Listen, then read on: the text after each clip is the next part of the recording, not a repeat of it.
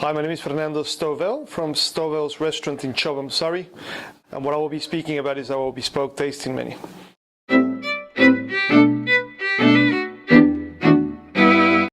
A couple of days ago, there was the 50 best chefs of the world, and I was very privileged to be invited to the ceremony. For today only, I decided to do a pot representing Norma, who won obviously number one. There were little carrots on the base. We put some radishes, which are beautiful in spring. And in addition to that, we put a yogurt-based, like a mayonnaise base, emulsion with a little bit of tarragon and selected other herbs. And on top, we did represented like the earth, the soil, and that was a combination of black olives and selected other seeds and some pumpernickel.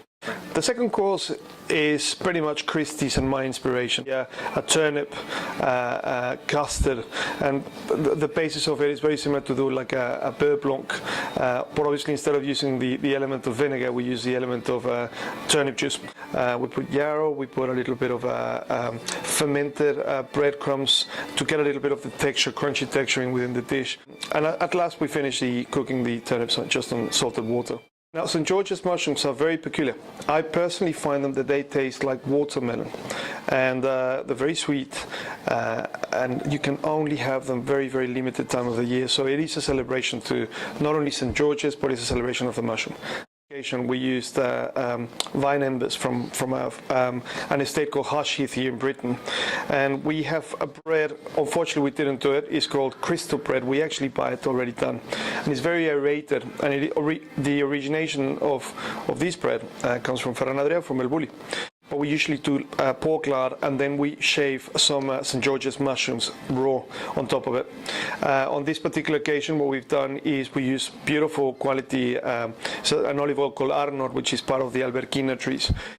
It is a lovely pea soup representing spring, and on top of that, we've got golden raisin foam with apple. It's one of our biggest sellers on the menu, and scallops. The base is a pine nut puree, which is it's in between. It's got really nice creamy flavors, and it complements the scallop itself very well. Now the scallops are pan fried with deglaze with a little bit of lemon juice. Wilt very, very lightly some bok choy and baby bok choy. What we do is we dress the bok choy with a little bit of sesame and seaweed vinegar. The male crab tends to be a little bit, I won't say drier, but there's more white flesh than the female. We get a lot of the majority of the white meat. We mix it with a little bit of ginger and chili and coriander, and then we wrap them on buckwheat flour, like a pancake, so they become a little bit like sushi shape. With the mandolin, we shave very, very thinly the avocado slices, and we wrap it up on that. So you get three different sort of textures on the dish. And flours are very important in this dish. We decided to use garlic flours, and as soon as you have a mouthful of it all together, it does complement. Base, we actually pan fry the foie. We deglaze it with sherry vinegar, a little bit of maple syrup, and that becomes a little bit more consistent, a little more solid. We use hay, and we made a tea out of hay, very concentrated. It comes with pennywort, which I absolutely love. It's a really, really nice crunchy texture. Very similar to nasturtium, but the job for pennywort is there's peppery elements in there. We actually braise the turbot obviously on the bones on the same sort of lecker fish stock. Then we usually use like 4 or 5 different types of lettuces that we actually grow in-house. And what we do is we straight on the plancha, we cook them, so you get a really, really nice sort of char sort of flavor.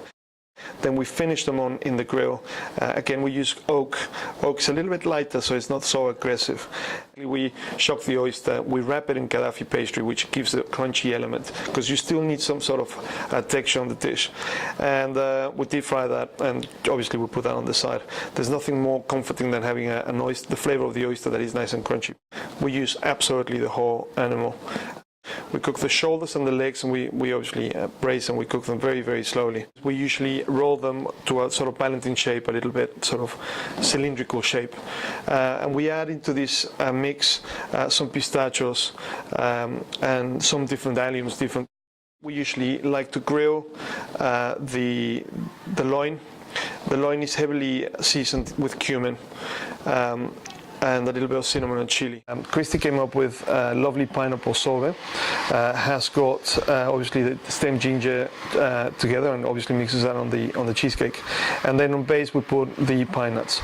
Now you need some sort of lemony element to complement the dish. Therefore, as you know, and I've mentioned, we do foraging. We find Chobham Woods has got amazing wood sorrel, and we actually put that on the dish. So it complements very well. You have a very funny texture on the top of the chocolate pudding. It's very crunchy, very crispy, like a cake sort of type. And then as soon as you go through it, it's very runny and very smooth. On the base, so that's like the surprise element, we have a salted caramel. As soon as you have the first bite, you get the chocolate, then the second bite. If you go all the way deep in, you get the salted caramel. And separate, we serve a banana ice cream. Christy and myself, we both share the same passion, which is obviously ourselves, but we love food, and nothing in life is anything else but food. We go on travels, we go on trips, and it has to be food orientated. We are at home and we watch cookery shows. We have got a vast selection of cookery books. Pretty much the majority of our money is buying them, reading them, sharing our passions through that. I am inspired by a lot of chefs in the industry, and I want nothing but the best of our abilities to become the best. Therefore, chefs like Victor Arguinogis, the guy from Spain, Asador Echevarri, he really has inspired me. For Christy, she started with Jamie Oliver, and I think for both of us, I think Jamie has really inspired us. He has really revolutionized of what food is all about. People like Gordon Ramsay, some people like him, some people don't. I really look up to him. So there's a lot of chefs in the industry that we try to follow, and we try to follow the steps.